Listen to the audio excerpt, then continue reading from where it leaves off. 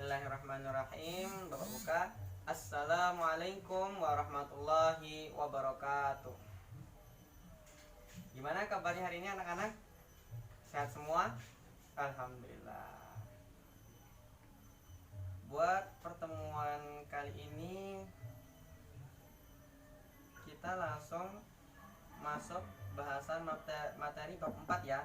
Tolong buka semua LKS-nya bab 4. Buku tulisnya jangan lupa dibuka juga, pulpen. Kita memahami materi tentang akhlak terpuji ataupun akhlak yang baik. Oh iya, jangan lupa absen ya. Ketua kelas absensi keliling. Nah, dari pojok sebelah kiri ya. Nanti kalau udah selesai nanti taruh absensinya di ruangan Bapak. Baik, langsung saja. Materinya adalah tentang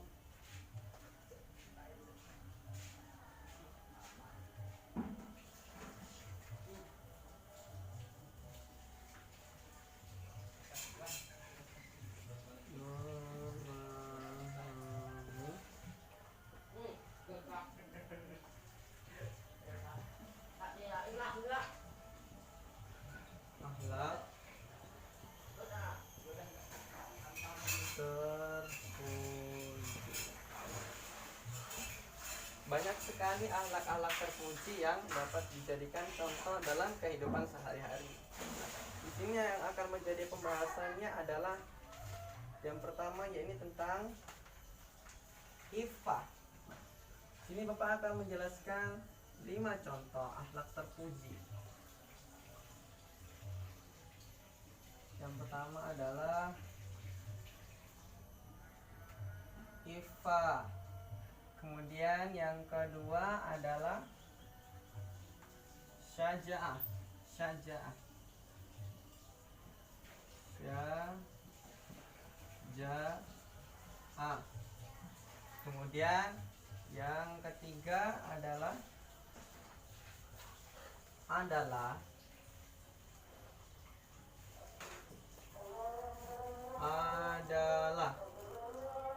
kemudian yang keempat adalah qanaah. Dan yang terakhir adalah bersabar.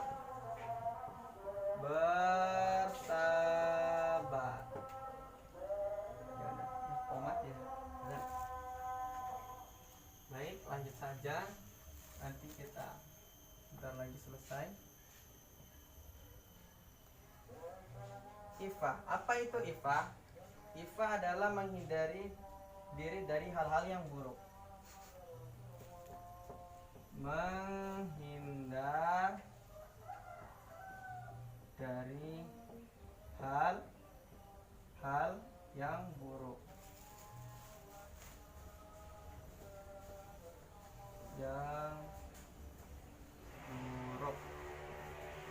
Bagaimana? Apa yang dimaksud dengan menghindar diri dari hal-hal yang buruk? Kita ketahui terlebih dahulu. Jadi maksud di sini adalah orang yang berperilaku iffah akan senantiasa menahan diri dari hal-hal yang dilarang oleh Allah Subhanahu wa taala. Orang yang memiliki sifat iffah disebut dengan afif. Nah, jadi kita sebagai seorang muslim hendaknya menghindari segala macam bentuk hal-hal yang buruk yang tidak boleh dilakukan sesuai dengan perintah Allah Subhanahu wa taala. Banyak bermacam-macam hal-hal buruk, di antaranya perbuatan tercela, seperti misalnya siswa berbohong pada guru, terus berbicara kasar terhadap teman-temannya, terus masih banyak yang lainnya ya. Jadi tinggalkanlah perbuatan yang buruk. Kemudian yang kedua adalah syaja'ah. Syaja'ah artinya adalah berani.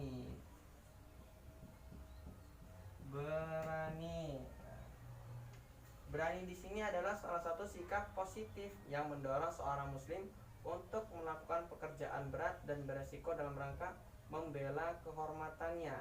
Nah, seperti salah satunya adalah, contohnya adalah nih, misalnya ketika kita mau berangkat sekolah nih, misalnya kita dicegat nih sama orang, terus tas kita diambil atau dompet kita diambil, uang saku kita diambil, kita harus berani dong melawan, karena barang milik kita adalah hak milik kita, jadi hukumnya wajib untuk membela diri sendiri. Nah, seperti itu. Berani mengatakan suatu hal yang baik dan mengingatkan kebaikan kepada orang lain, mengingatkan bahwa perbuatan yang dilakukan orang lain itu buruk, sesuatu yang buruk, maka kita mengingatkan agar mereka dapat melakukan hal-hal kebaikan.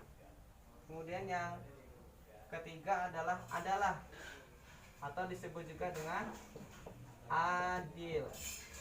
Nah, adil dalam garis besar yaitu perilaku adil.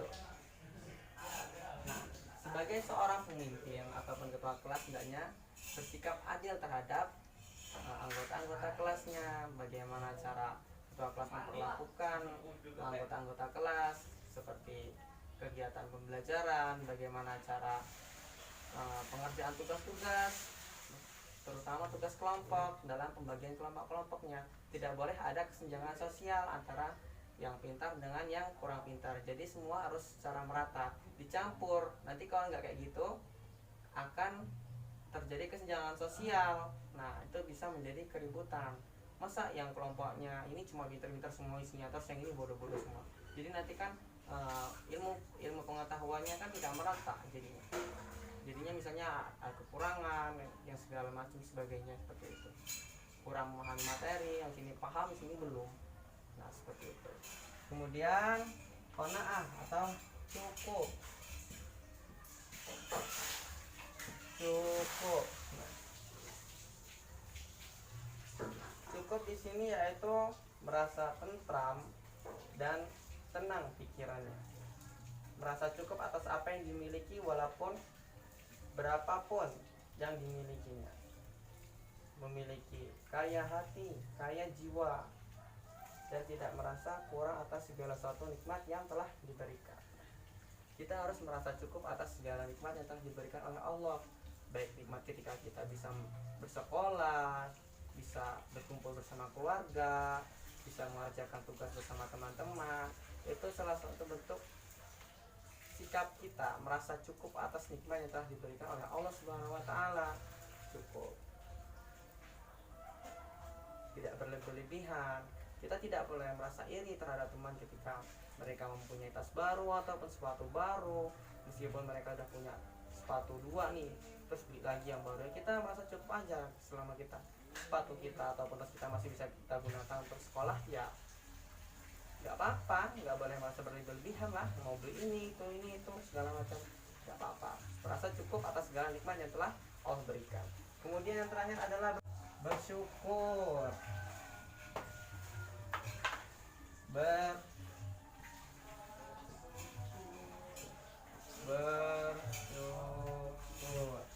Bersyukur atas nikmat yang telah diberikan oleh Allah Subhanahu wa taala.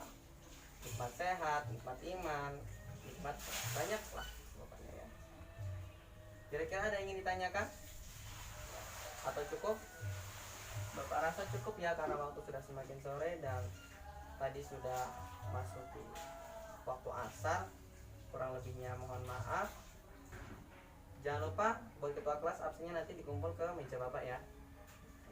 Oh iya, buat tugas yang akan datang, pertemuan yang akan datang, silakan buka halaman 39 dan sampai 40. Itu tolong dikerjakan di rumah. Terus jadi dikumpul ya, dikumpulkan ketua kelas biar ketua kelas mengumpulkan di meja Bapak. Oke, terima kasih buat pertemuan pada kali ini. Kurang lebihnya Bapak mohon maaf. Bapak akhiri wabillahi taufik wal hidayah. Wassalamualaikum warahmatullahi wabarakatuh.